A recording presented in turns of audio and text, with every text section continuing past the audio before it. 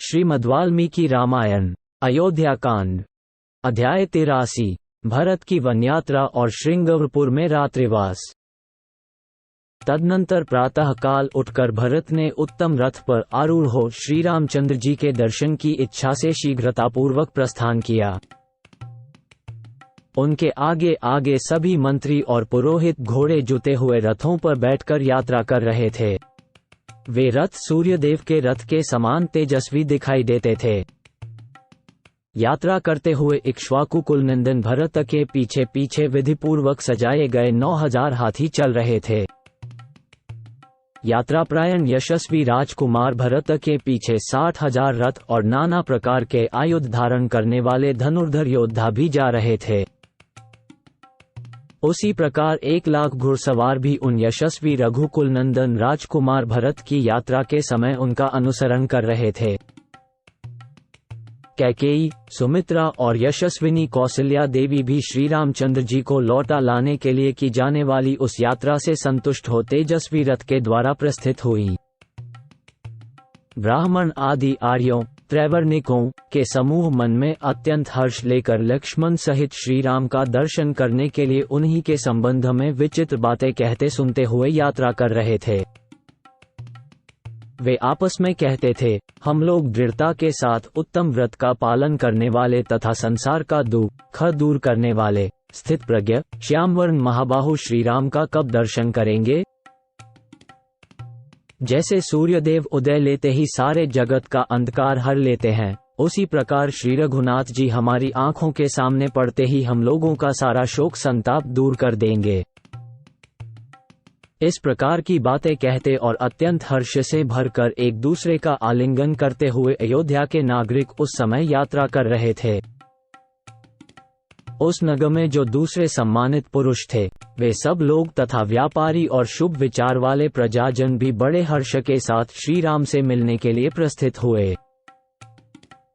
जो कोई मणिकार मणियों को सान पर चढ़ाकर चमका देने वाले, अच्छे कुंभकार सूत का ताना बाना करके वस्त्र बनाने की कला के विशेषज्ञ, शस्त्र निर्माण करके जीविका चलाने वाले, मायूरक मोर की पांखों से छत्र व्यजन आदि बनाने वाले, आरे से चंदन आदि की लकड़ी चीरने वाले, मणि मोती आदि में छेद करने वाले, रोचक दीवारों और वेदी आदि में शोभा का संपादन करने वाले, दंतकार हाथी के दांत आदि से नाना प्रकार की वस्तुओं का निर्माण करने वाले, सुधाकार चूना बनाने वाले, गंधी प्रसिद्ध सोनार कंबल और कालीन बनाने वाले, गर्म जल से नहलाने का काम करने वाले, वैद्य धूपक धूपन क्रिया द्वारा जीविका चलाने वाले, शौंडिक मद्य विक्रेता धोबी दर्जी गांवों तथा गौशालाओं के महतो स्त्रियों सहित नट केवट तथा समाहित चित सदाचारी वेदव्यता सहस्रों ब्राह्मण बैलगाड़ियों पर चढ़कर वन की यात्रा करने वाले भरत के पीछे पीछे गए।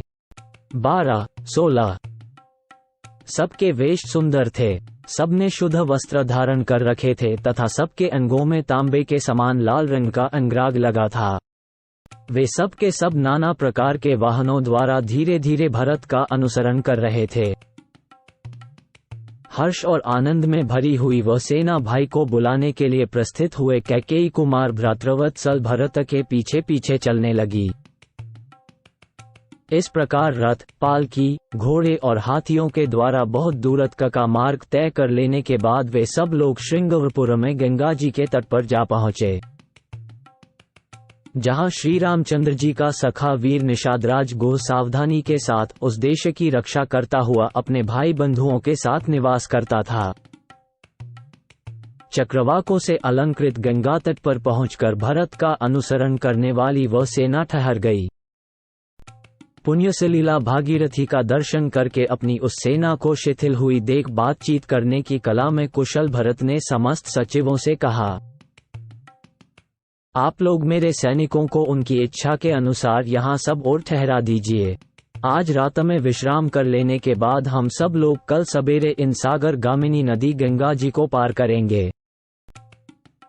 यहाँ ठहरने का एक और प्रयोजन है, मैं चाहता हूँ कि गंगा जी में उतरकर स्वर्गीय महाराज के पालौकिक कल्याण के लिए जलांजलि दे दूं। उनके इस प्रकार कहने पर सभी मंत्रियों ने तथास्तु कहकर उनकी आज्ञा स्वीकार की और समस्त सैनिकों को उनकी इच्छा के अनुसार भिन्न भिन्न स्थानों पर ठहरा दिया।